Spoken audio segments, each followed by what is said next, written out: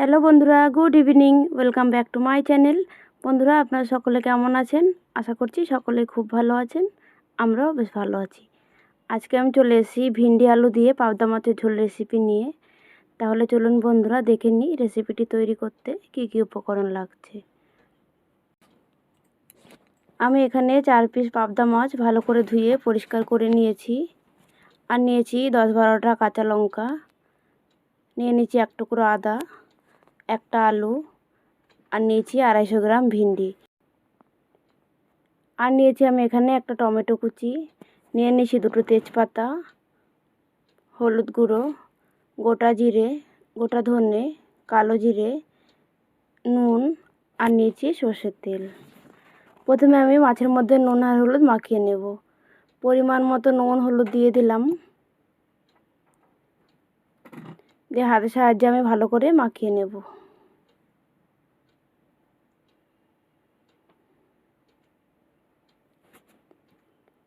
মাছের মধ্যে খুব ভালো করে নুন আর হলুদ মাখিয়ে নিলাম। এবার আমি মাছগুলোকে ভেজে নেব।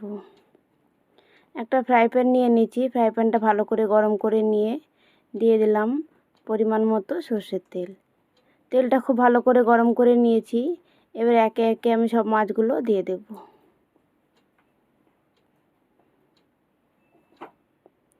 সবগুলো মাছ দিয়ে দিলাম তেলের মধ্যে।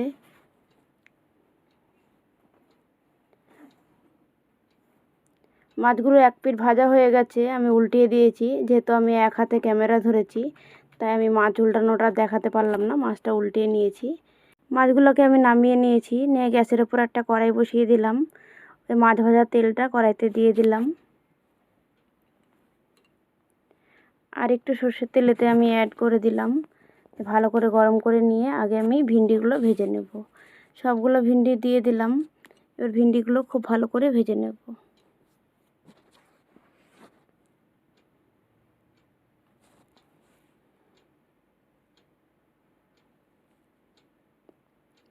ভিন্ডিগুলো নেড়ে চেড়ে খুব ভালো করে ভেজে নিলাম। এবার ভিন্ডিগুলোকে আমি উঠিয়ে নেব। মাছ আর ভিন্ডি ভাজা হয়ে গেছে। এবার আমি কড়াইতে দিয়ে দিলাম ফোড়ন হিসাবে 1/2 চামচ কালো জিরে। কালো জিরেটা ভেজে নিলাম। দিয়ে দিলাম 2টো তেজপাতা। কালো জিরে আর তেজপাতা ভাজা হয়ে গেছে। এবার আমি কেটে রাখা আলুগুলো দিয়ে দিলাম। আলুগুলো আমি খুব ভালো করে ভেজে নেব। যতক্ষণ আলুগুলো ভাজা হচ্ছে আমি এখানে মশলাটা বেটে নেব। একটা মিক্সি জার নিয়ে নিলাম। এর মধ্যে আদার টুকরোটা কুচি করে দিয়ে দিয়েছি। আর সবগুলো লঙ্কা দিয়ে দিলাম। প্রায় 10-12টা লঙ্কা আছে এখানে। আর দিয়ে দেবো আমি ছোটো চামচের 1.5 চামচ পরিমাণে গোটা জিরে। দিয়ে দিলাম 1 চামচ গোটা ধনে। আর দিয়ে দিলাম একটা টমেটো কুচি। সামান্য পরিমাণে জল দিয়ে দিলাম। দিয়ে এটাকে একটা মিহি পেস্ট তৈরি করে নিলাম। আলুগুলো আমার ভাজা হয়ে গেছে।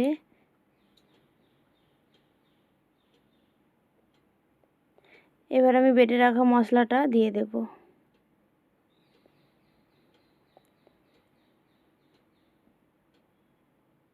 মশলাটা আলুর সাথে ভালো করে মিশিয়ে নিলাম।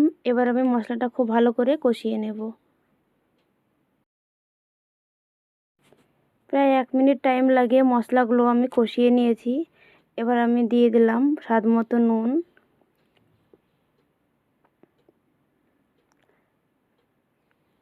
আর দিয়ে দিলাম 1 চামচ হলুদ গুঁড়ো। নুন আর হলুদ গুঁড়ো দেওয়ার পরে আবার আমি ভালো করে কষিয়ে নেব। এতে আমি কোনো রকম লঙ্কার গুঁড়ো ব্যবহার করব না, যেহেতু আমি কাঁচা লঙ্কা বাটা দিয়েছি। কাঁচা লঙ্কা বাটা দিয়ে তরকারিটা রান্না করব আজকে আমি।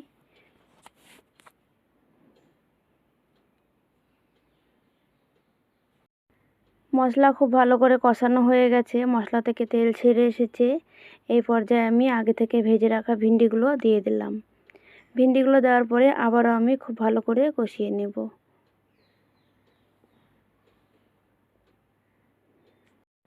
ভিন্ডিগুলো দেওয়ার পরে আবার আমি কিছুক্ষণ কষিয়ে নিয়েছি। এই পর্যায়ে আমি দিয়ে দেব পরিমাণ মতো জল। পরিমাণ মতো জল দিয়ে দিলাম। এবার আমি খুব ভালো করে নেড়ে চেড়ে মিশিয়ে নেব।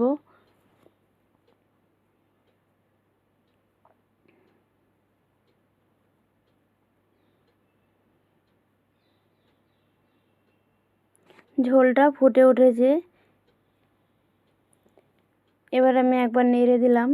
এবার আমি ঢাকা দিয়ে প্রায় 10 মিনিট রান্না করে নেব। ঢাকা দিয়ে দিলাম, গ্যাসের আঁচটা কমিয়ে আমি 10 মিনিট রান্না করে নেব। ফিরে এলাম আমি 10 মিনিট পরে। ভিন্ডি আর আলু, ভিন্ডি তো আগে ভাজার সময় সেদ্ধ হয়ে গেছিলো, আলুও সেদ্ধ হয়ে গেছে। এবার আমি আগে থেকে ভেজে রাখা মাছগুলো দিয়ে দেব। মাছগুলো সব দিয়ে দিলাম। এবার একবার ফুটে উঠলেই মাছের ঝোলটা আমার রেডি হয়ে যাবে। তাহলে বন্ধুরা, আজকে আমার আলু আর ভিন্ডি দিয়ে পাবদা মাছের ঝোল রেসিপিটি কেমন লাগলো আপনারা কমেন্টে অবশ্যই জানাবেন। আর যদি ভিন্ডি দিয়ে পাবদা মাছের ঝোল খেয়ে না থাকেন তাহলে অবশ্যই একবার ট্রাই করবেন। আশা করি আপনাদেরও ভালো লাগবে। তাহলে বন্ধুরা, আজকের জন্য এটুকুই। দেখা হচ্ছে নেক্সট ভিডিওয় অন্য একটা কোনো রেসিপির সাথে।